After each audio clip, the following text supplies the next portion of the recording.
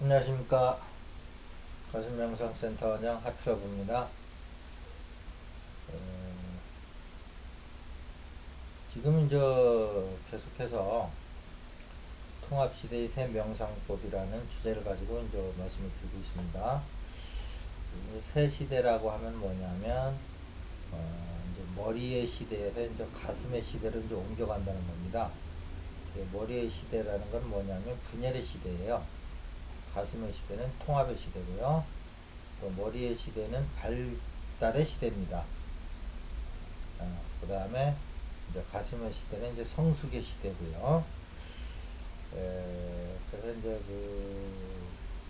또 머리의 시대는 이제 확장의 시대고 가슴의 시대는 이제 결실의 시대입니다. 그런 차원에서 이제 이 머리에서 이제 그동안 해오던 수행들이 이제 가슴으로 이제 옮겨간다는 거거든요. 근데 이제 가슴에서의 수행의 이제 장점이라고 그러면 머리에서 이렇게 추상적이고 개념적인 게 아니고 가슴에는 이렇게 우리가 그동안 고요, 사랑, 합일 뭐 이런 깨달음 이제 여러 가지 이제 머리에서 개념들이 있지 않습니까? 이것이 이제 제가 쓴 책 두려움에 대한 치유와 사랑으로 깨어나기라는 이 책을 보시면 그 책 166페이지에 보면 이렇듯 자세하게 우리가 얘기하고 있는 일반적인 모든 명상 속에서 얘기하는 고요, 사랑, 합일, 깨달음 이런 것들이 사실은 우리 가슴에 이렇게 특정한 방울이 있다는 거죠. 그래서 머리에서 살던 현대인으로서 이게 참 이해하기 힘들 거예요. 우리가 그 개념으로 갖고 있던 것들이 가슴에 이렇게 특정 구역에 하나의 공간식으로 있다는 거는 참 놀라우면서도 믿기기 힘들은데 체험하기 전에는 근데 또 반대로 얘기하면 그 머리에서 그렇게 찾기 힘들었던 이런 고요, 사랑, 뭐 합일, 깨달음 이런 것들이 여기 들어가면 바로 실현된다는 거예요. 있는 거 그냥 어, 그 창고에서 이렇게 꺼내 쓰듯이 그냥 쓰면 되는 겁니다. 이렇게 이제 머리와 가슴은 이렇게 전혀 다른 구조로 돼 있어요. 이미 많은 분들이 가슴 명상을 거쳐 갔는데 다그 확인을 했던 사실이니까 여러분께서도 한번 이참에 자기의 가슴을 이 소중한 우리의 가슴을 알아보시기 바랍니다. 그런데 사실 이제 물질적 가슴으로 보면은 뭐 우리 가슴 안에 공간이 하나도 없죠. 가득 차 있죠. 허파로 차 있고 뭐 심장으로 차 있고 어, 이렇게 이제 그 공간이 없지만 어, 우리 공간에는 여러 차원이 공존하거든요. 그래서 우리 가슴에도 이렇게 영적 가슴은 이렇게 이 안에 들어가면 이렇게 각종 이렇게 기능의 방들이 있다는 거죠. 그렇게 이해하시면 될 것 같아요. 그래서 이제 오늘 드릴 말씀은 그동안 이제 통합시대 새 명상법에서 이제 그 깨달음도 무아에 대해서도 말씀을 드렸고, 그 다음에 이제 사랑에 대해서도 말씀을 드렸고, 이제 합일에 대해서도 이제 말씀을 드렸는데, 그러면 이것이 각기 같으면서도 조금씩 다른 것 같은데 어떤 차이점이 있는가에 대해서 좀 말씀을 간단히 좀 올리도록 하겠습니다.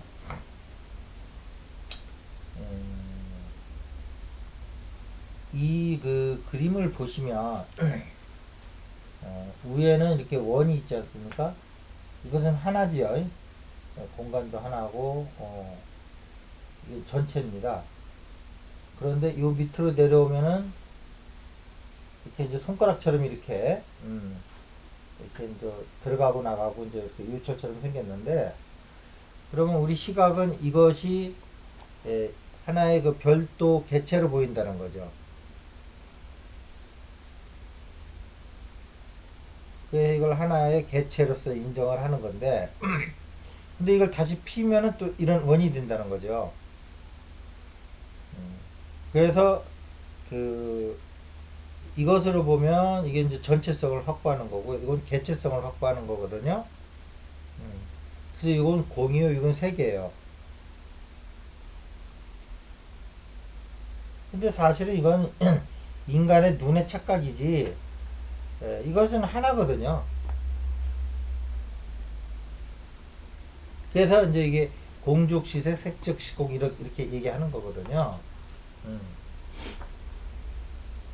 그래서 그 위에 이제 공을 보는 것은 그것을 깨달음이라고 그러고 밑에 그렇게 손가락처럼 생긴 개체성을 보고서 그것을 손가락으로 생각을 하면 그것은 이제 세계 환영의 세계다 이렇게 얘기를 하는 거예요.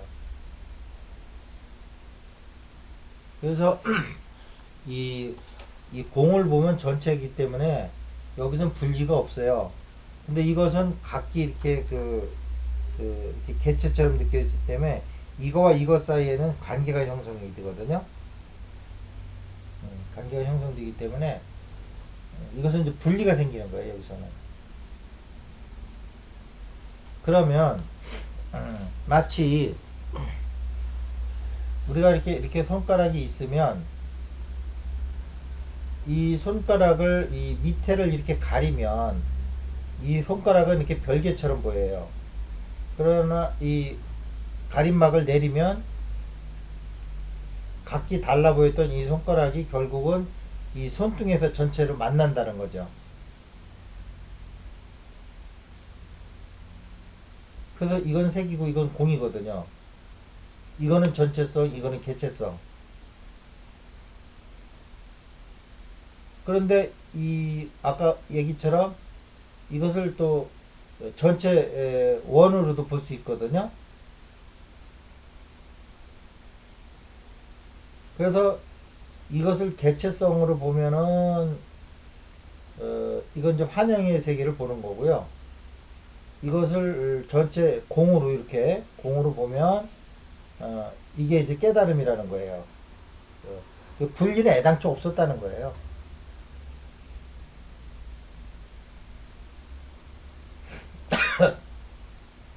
그래서 이 손가락을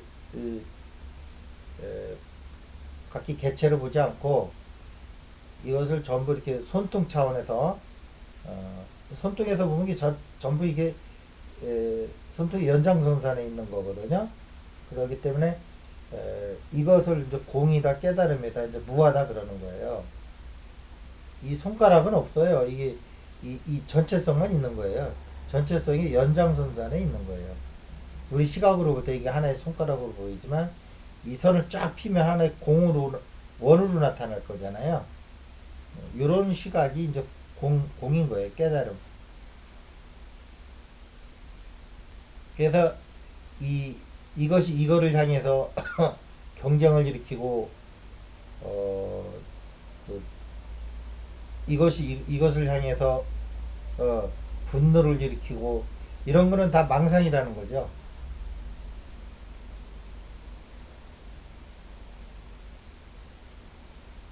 이런 개체적인 시각을 넘어서 전체적인 시각으로 들어와서 하나의 통일된 그 관념을 갖는 거고 거기서 그 관념을 넘어서 이런 존재의 세계를 들어오는 걸 깨달음이다 이렇게 하는 거고요.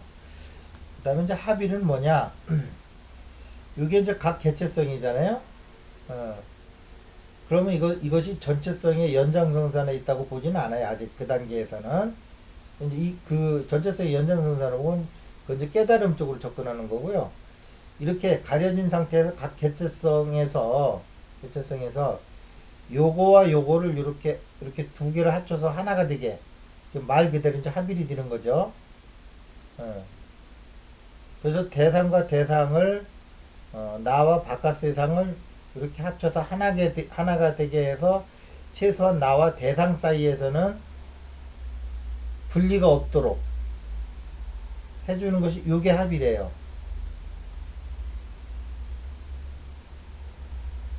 그러니까 우주 전체에 대한 시각은 갖지는 못했어도 최소한도로 나와 바깥에 있는 대상, 이 대상은 또 다른 사람일 수도 있고 자연일 수도 있고, 뭐, 신앙의 대상인 하나님, 부처님이 될 수도 있어요. 음, 그래서, 이게 두 개가 합쳐져서 하나가 돼서, 최소한 나와 바깥의 대상이 분리되는 것은 없어서, 그래서 이 대상과 내가 떨어져 있어서 이 대상에게 내가 떨어지는, 예, 그런 것은 없는 것이 요 합일의 특성이에요. 그러니까 어떻게 보면 합일은 이 전체적인 그 전체성을 획득하기 위한 하나의 바로 앞단계라고 볼 수도 있겠죠. 부분적인 그 하나됨을 경험하는 거니까. 그래서 나중에 이 전체성을 이 경험해 보면 이 느낌과 이 느낌은 사실은 같은 것임을 알 수가 있어요. 자, 이렇게 되면 이제 전체 그 깨달음, 공, 무아하고 여기서는 개체성이 없으니까 이게 무아한 거거든요. 어, 그래서 이 전체성을 다시 상락아정에서 아가 다시 나오는 거예요. 이거는 개체성의 아가 아니고 이 전체성으로서 아를 얘기하는 겁니다. 상락아정에서 그 아는 무아라고 그럴 때는 이거는 없다는 거예요. 그런데 상락아정에서 아는 이걸 얘기하는 거예요. 이거 얘기하는 게 아니고 아시겠죠? 그래서 이게 나라고 그러면 요거는 없다. 그래서 요건 무아. 이 전체성에서 보면 이거는 애고의 나는 개체성으로 나는 없지만 전체성으로는 나는 있다. 그래서 아입니다. 이 아하고 이거는 전혀 다른 아야. 이거는 고통이 있는 아지만 한계가 있고 유한한 아지만 이건 무한하기 때문에 불생불멸이요, 불구부정이요, 부증불감 이렇게 얘기하는 겁니다. 아시겠죠? 이것은 뭐예요? 증감을 하잖아요. 더럽고 깨끗한 게 있잖아요. 생사가 있잖아요. 아시겠죠? 이런 차이가 있는 거예요. 그러면 이제 공과 무아와 그 다음에 합의를 말씀드렸고 그 다음에 이제 그러면 사랑이라는 건 어떻게 되는 거냐? 마지막으로 사랑은 자 이렇게 했을 적에 이제 개체성이 이렇게 드러나죠? 전체성은 맥혀 있는 거라고 지금. 그랬을 적에 이 사랑은 합의처럼 이렇게 합치는 게 아니에요. 이 개체성을 전부 이렇게 인정을 해줘요. 이게 기독교적 시각이에요. 하나님이 이렇게 네 개를 다 만들었다는 거예요. 개체를. 그런데 그렇게 되면 이거는 이것을 향해서 반목하고 투쟁하고 경쟁하잖아요. 지금 현실은. 그런데 여기에 이 관계를 이 개체에서 관계를 이 사랑으로 이 사이사이를 사랑으로 이렇게 연결시켜 주는 거예요. 끈으로. 이렇게 합일시켜 주는 건 아닙니다. 둘이 뭉쳐서 하나는 아닌데 떨어져 있긴 하나 이것이 각 개체로서 서로 반목하고 경쟁하고 투쟁하는 게 아니고 여기서 사랑의 힘으로 이렇게 연결을 시켜줘요. 만약 끈이 있다 그러면 이렇게 그래서 이 사이에 서로 반목하지 아니하고 화평과 평화가 돌아갈 수 있게끔 해주는 게 이 사랑입니다. 개념적으로 보면 그렇다는 거예요.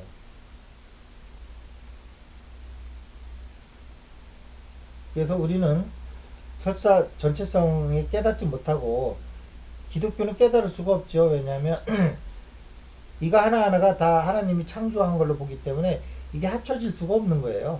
별개를 보는 거예요.